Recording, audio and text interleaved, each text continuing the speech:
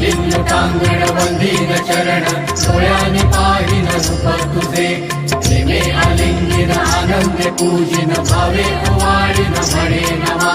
त्वमेव माता च पिता त्वमेव बन्धुश्च सखा त्वमेव विद्या द्रविडं त्वमेव सर्वं मम देव कायेन वाचा मनसेन्द्रियैव बुद्ध्यात्मना वा प्रकृति स्वभाव करोमि यद्यत् सकलं परस्मै नारायणायति समर्पयामि अच्युतं केशवं रामनारायणं कृष्णदामोदरं वासुदेवं हरिं श्रीधरं माधवं गोपिकावल्लभं जानकीनायकं रामचन्द्रं भजे हरे राम राम राम हरे हरे हरे कृष्ण कृष्ण कृष्ण हरे हरे हरे राम